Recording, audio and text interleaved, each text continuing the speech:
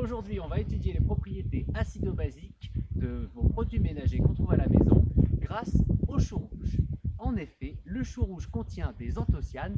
C'est une molécule qui réagit avec le pH environnant, c'est-à-dire le degré d'acidité autour. Et cette molécule va réagir tout simplement en changeant de couleur. Alors pour faire l'expérience, il vous faut tout d'abord du chou rouge découpé en morceaux et tout un tas de produits ménagers que l'on aura envie de tester. C'est que des choses qu'on peut trouver à la maison. Alors la première partie, c'est de faire dans de l'eau une décoction ou une infusion du chou rouge. Vous allez avoir de l'eau qui se colore et qui sent très mauvais. Et bien on va faire le test tout de suite. On remplit des verres avec ce jus coloré et on va tester chacun de ces verres avec nos produits. Alors, quand on fait une expérience de chimie de ce type, on garde toujours un échantillon témoin. Donc j'ai toujours un petit peu de mon jus de chou rouge original pour pouvoir comparer les couleurs.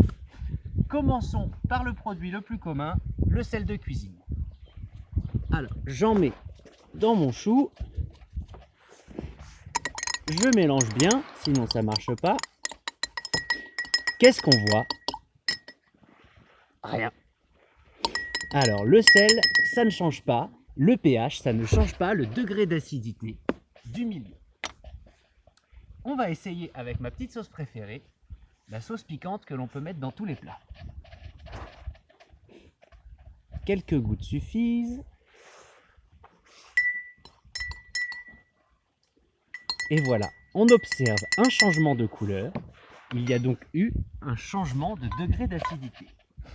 On continue, qu'est-ce que j'ai? Du bicarbonate de soude. Ça s'utilise beaucoup en cuisine ou alors pour nettoyer.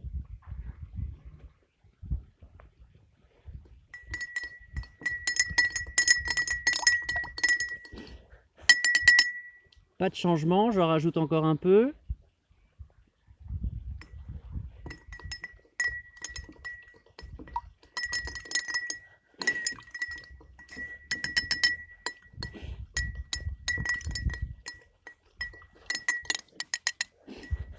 Alors, on observe que le bleu a légèrement changé. C'est pas évident, vous pouvez le comparer avec la couleur originale. Mais c'est pas flagrant. On va passer à un autre produit, par exemple de la cendre. Alors, celui-ci, je ne sais pas si vous voyez, c'est de la cendre de feu de bois, voilà. Je l'ai juste laissé tremper dans de l'eau toute la nuit pour que la réaction se fasse et je vais prendre le jus de cendre que je vais tester avec le jus de chou rouge. Alors là, normalement, on a une réaction instantanée. Excusez-moi pour le bruit du verre, j'espère que ce n'est pas dérangeant dans la vidéo. Hop, le jus qui était bleu est justement devenu vert. On passe au vinaigre de cidre, mon produit préféré.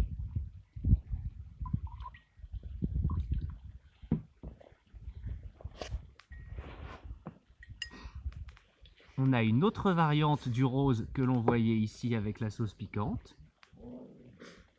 Toujours dans les vinaigres, on a le vinaigre blanc. Alors on va observer au goutte à goutte.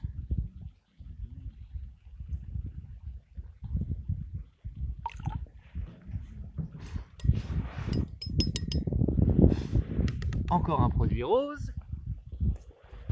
J'ai du savon, alors c'est du savon noir liquide, hein. Vous pouvez tester avec différentes formes de savon.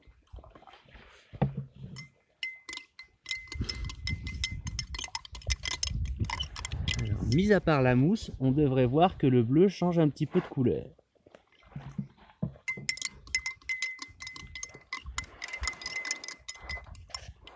Voilà. Et enfin, de la soude. Alors ici, c'est du percarbonate de soude.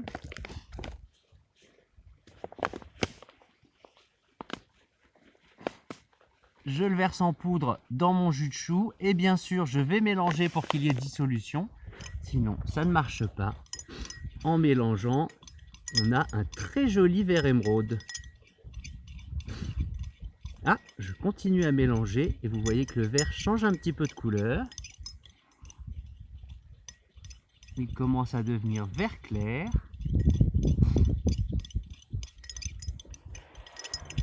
pourrez mélanger comme ça longtemps et normalement, il vire de plus en plus vers le jaune. Voilà, là on a du jaune-vert très foncé, mais on a une forme de jaune. Alors, on a tous nos échantillons, maintenant on va les rassembler côte à côte pour bien voir les différences de couleurs. Voilà toutes les couleurs qu'on a obtenues à partir de cette couleur de base. Je vais vous la mettre dans un verre pour comparer. Grosso modo, c'est la même couleur qu'avec le sel. Et à partir de là, on pourrait tenter de classer les couleurs. En effet, je vous ai dit que ces couleurs viennent du degré d'acidité. On a vu que le pH, donc le degré d'acidité, varie de très acide à moins acide, neutre, un petit peu basique et très basique. Donc on pourrait classer le degré d'acidité en classant ces couleurs. Par exemple, on voit que les roses vont clairement ensemble, les bleus au centre, ensuite on a le vert et le jaune.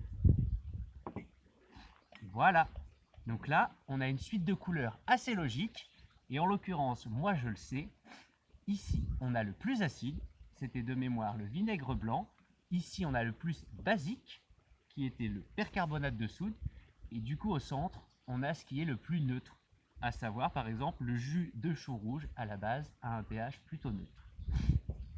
Et voilà comment faire de la science en cuisine, ou plutôt au jardin. C'est bon.